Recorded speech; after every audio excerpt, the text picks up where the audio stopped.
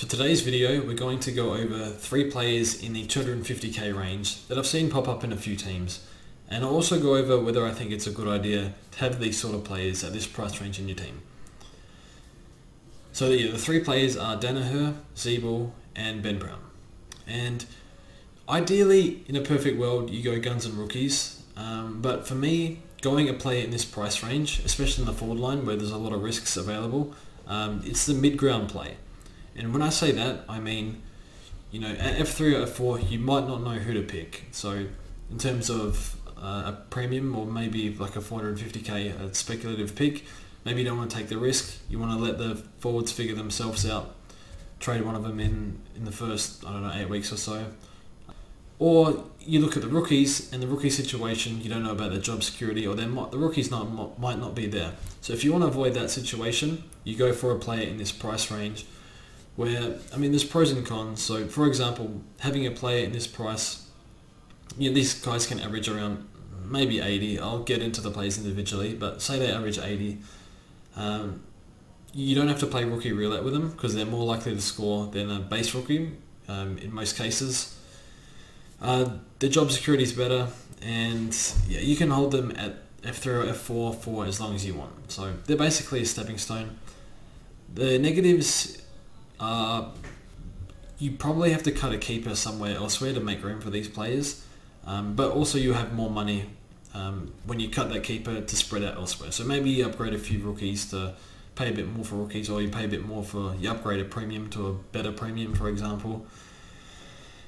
But you might, so that means later on in the season you have to use a trade to get an extra keeper because you have to do more upgrades, but at the same time you're not taking a chance on a dud rookie, for example. So that might be a trade-off as well. So there's pros and cons. The goal of these players is probably to make hopefully 150k.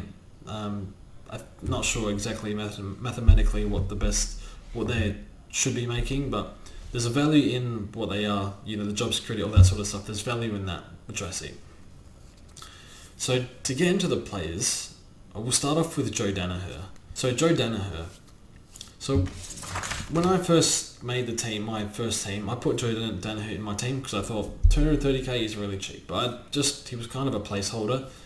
And from reports, he's in full training and he's I think the assistant coach at Brisbane, I think his name's Mark Stone, read just before.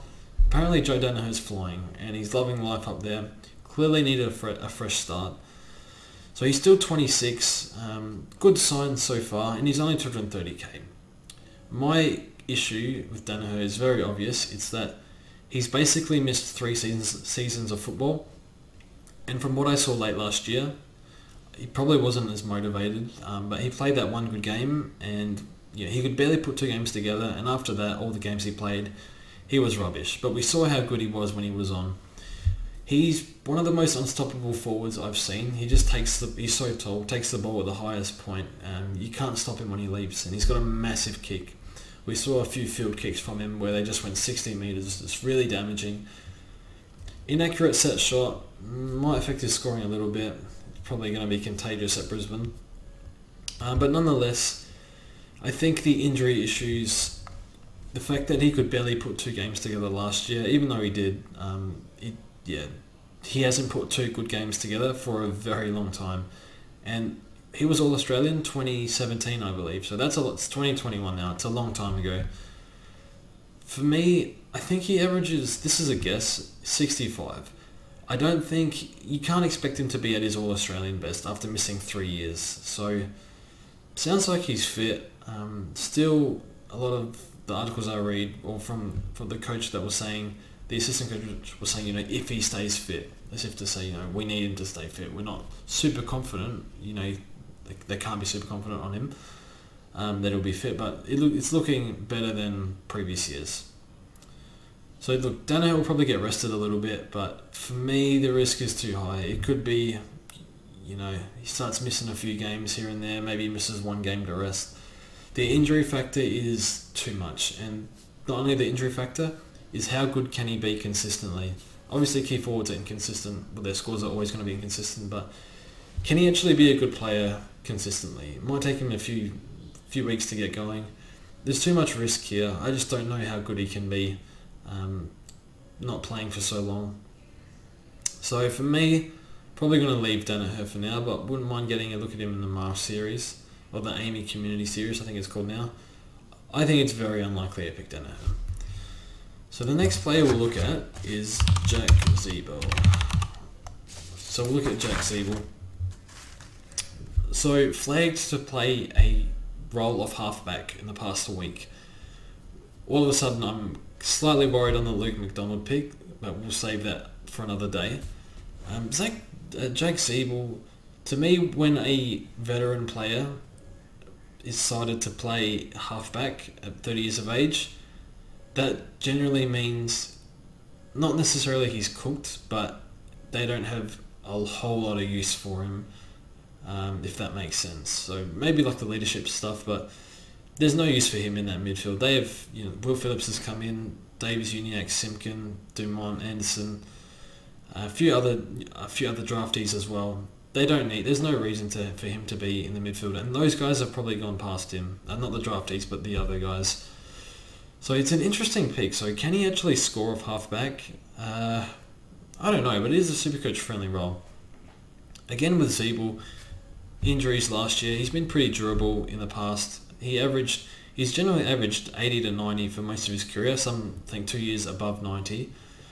That's playing midfield, so he's been consistent and durable for a long time. Now he's 30.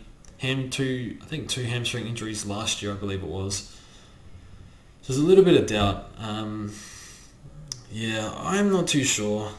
He's being trialled at halfback. He's not necessarily going to play halfback, but trial. Never really thought of him as a good kick. Always thought of him as a B-grade midfielder. Never been All-Australian, I believe. So Ziebell's a really tough one. It's a lot of uncertainty. I think the fact that he's 30, the fact that there's uncertainty of what role, he's being tried at halfback, but is he going to stay there? And then the hamstring injuries as well. But he's 250k. He's averaged over 85 a lot for a pretty long time. So this is a really tough pick, and I don't know what he's going to average off halfback because we haven't seen it. So I'm going to pass on Ziebell at this stage. But yeah, in full training right now, so a few things going for Jake Ziebell, but it's a really tough one. As I said before, the injuries, the fact that he's 30 and not sure on the role 100%, I'm going to leave Jack Ziebell. But at 250k, it's not a whole lot of downside. So yeah, just again, with players that turn 30, I always worry that the cliff is near, and the cliff can come pretty quick for some players. So yeah, I'm going to leave Jake Ziebell, but we'll move on to Ben Brown. Ben Brown. Okay, so Ben Brown is my current F3. Just because, as I said at the start of the video, I'm not exactly sure who else to pick other than Dunkley and Marshall at this stage. And it's very early days for the rookies, but we don't really know what the rookies are. There's a few 170, 80k rookies that we might get. I think Campbell, maybe Dev Robertson. Worry about that later in the pre-season. But yeah, Ben Brown. So kicked 60 goals 3 years in a row. Averaged, have it here, 79, 83 and 77. In full training, his knee injury has come good from last year. And yeah, impressed in the match simulation he had at Melbourne's training. Kicked 3 goals, which is a great sign. I always rated Ben Brown. There's always been criticism of him, of his style of play, more of the head up forward, not a whole lot of crashing packs. I think that's for the Crows. Have always had that criticism with Walker and Walker and Jenkins. That's another story, but yeah. So that's the criticism Brown's received, I assume. I think. But yeah, he has a better midfield kicking to him. Always going to be careful when making arguments for key forwards, because I said it, Lynch is playing for a better team last year, and yeah, didn't really convert to his average. So not sure. I mean, I expect Melbourne to win more games than Kangaroos, so maybe that helps a little bit. But I'm not going to be overly ambitious with Ben Brown. I'm expecting 75 to 80, I think. Obviously, he missed most of last year, so it's a little hard to tell. But yeah, I think Ben Brown seems like the most durable option. He's been pretty durable. It's just the knee. It's no soft tissue injuries, so I always worry more about soft tissue injuries than other injuries, but knees are also pretty bad, but seems like he's over that from what we've seen. So yeah, I think he's 28. He seems like a slightly safer option than Daniher for an extra 25k. I'm not sure why you'd pick Daniher over Brown, to be honest. The only thing between him is 25k. Ben Brown much more reliable and much more recent consistent scoring. And by consistent I mean 80 over a full season. So for me, I wouldn't be moving mountains to get any of these players in, but yeah, Ben Brown I think I like the most. Seems the most reliable. In order, Brown, Ziebell, Daniher. Let me know what you think. I'm not expecting, I'm hoping that with Ben Brown, he's a key forward. He's going to hopefully kicks a bag of 6 about a third way through the year, roughly in that area of rounds, and sell him for 400k, sell high, and then get a forward that's maybe broken out. Maybe say Butters or something is playing heaps of midfield time and playing really well. Jump on that sort of player. But we'll see. So yeah, for me, Ben Brown's my F3. Ben Brown first, Ziebell second, and Daniher third. But yeah, wouldn't move mountains to get these guys in just if it fits the structure.